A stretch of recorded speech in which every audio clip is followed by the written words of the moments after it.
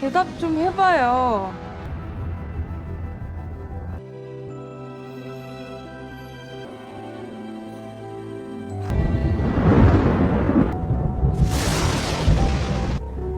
박미정, 널 사랑해. 여보세요? 예슬 씨, 멀리 가지 말아요. 내가 갈게요.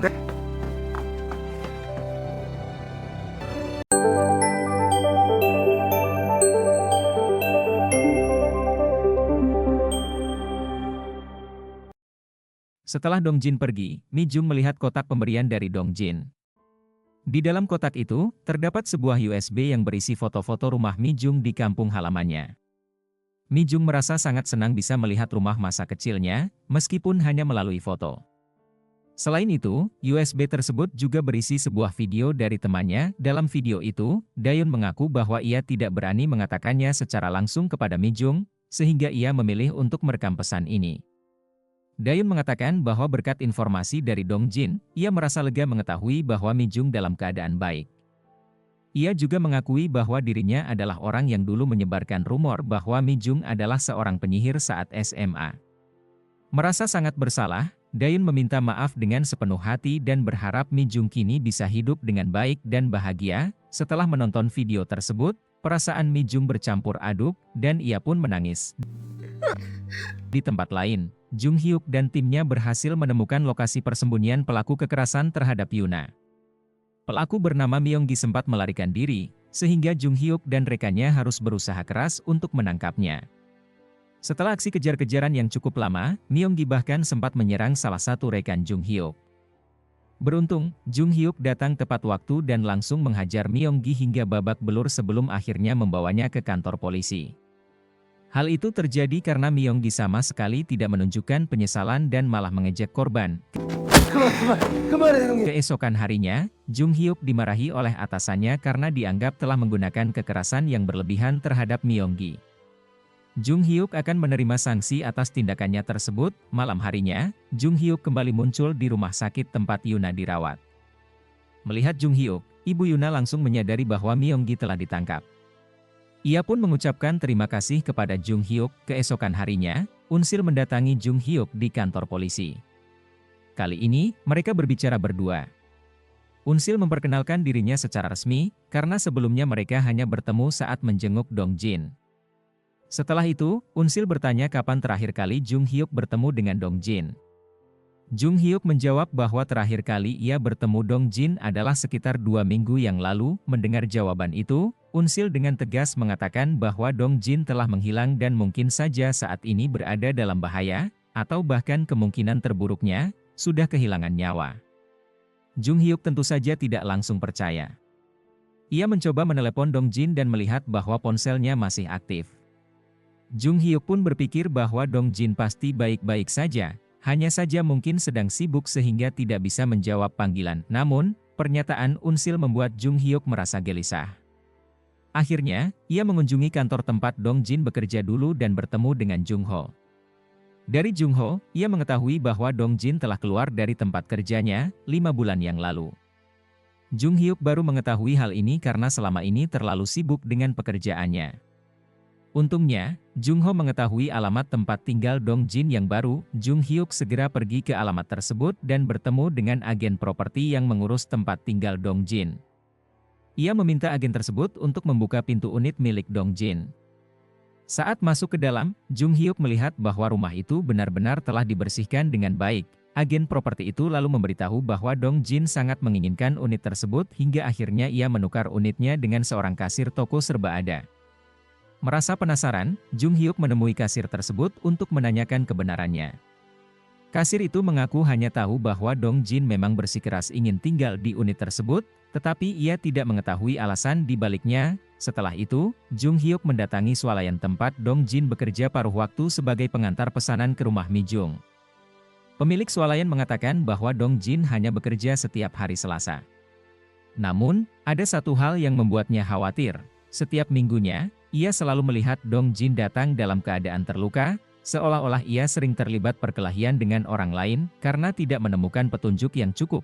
Jung Hyuk kembali ke rumah Dongjin dan menyalakan komputer untuk memeriksa apakah ada sesuatu yang bisa dijadikan petunjuk mengenai keberadaannya. Namun, Jung Hyuk tidak menemukan apapun di dalam komputer Dong Jin. Tiba-tiba, ponsel Dong Jin berdering, dan Jung Hyuk segera mengangkatnya. Ternyata, panggilan itu berasal dari Unsil, yang sangat mengkhawatirkan Dong Jin. Unsil langsung menyadari bahwa orang yang mengangkat teleponnya bukanlah Dong Jin, melainkan Jung Hyuk. Jung Hyuk meminta Unsil untuk menjelaskan semuanya secara langsung. Setelah mereka bertemu, Jung Hyuk menyerahkan beberapa buku dari rak di rumah Dong Jin kepada Unsil. Ternyata, Dong Jin telah menandai buku-buku tersebut, dan semua buku yang ditandainya diterjemahkan oleh satu orang, yaitu Mi Jung. Yang membuat Jung Hyuk semakin bingung adalah fakta bahwa Mi Jung juga bekerja sama dengan Unsil untuk menerjemahkan program acara TV. Dengan penuh rasa curiga, Jung Hyuk bertanya kepada Unsil bagaimana dia bisa mengenal Dong Jin. Ia juga menanyakan siapa sebenarnya Mi Jung. Namun, Unsil justru balik bertanya apakah Jung Hyuk benar-benar percaya bahwa penyihir memang ada di dunia ini. Mendengar itu, Jung Hyuk langsung teringat pada pertanyaan serupa yang pernah diajukan oleh Dong Jin kepadanya.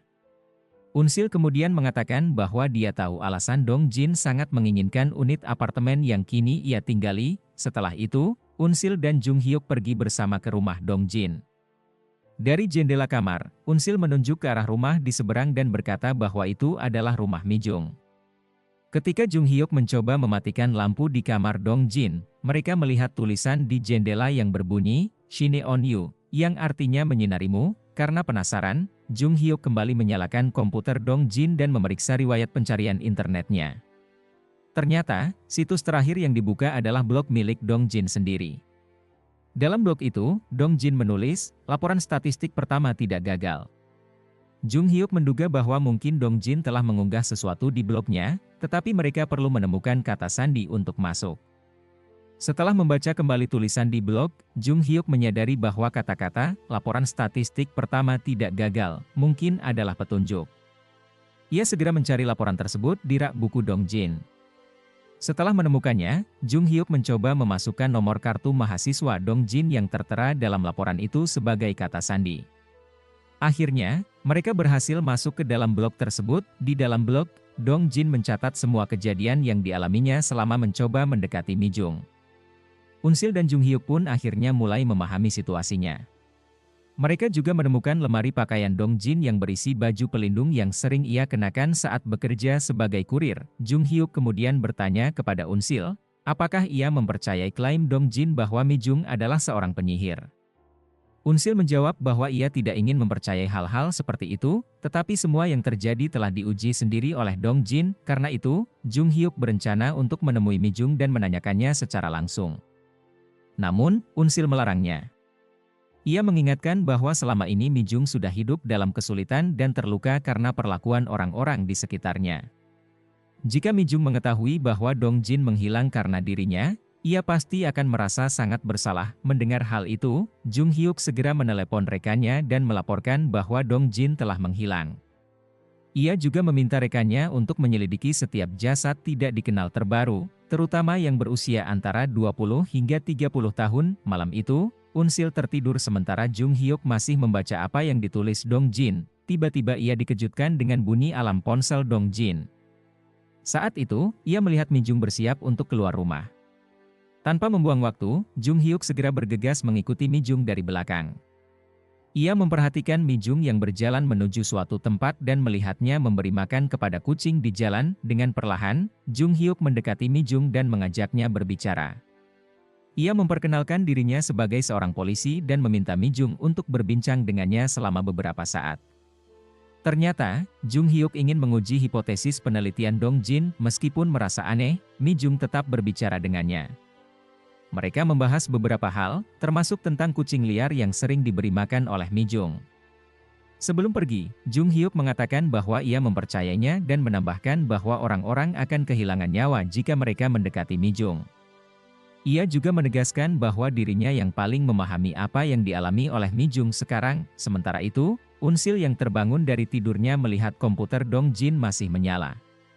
Ia menemukan sebuah file berjudul, Data Kecelakaan dan Insiden Terkait Jung Hyuk.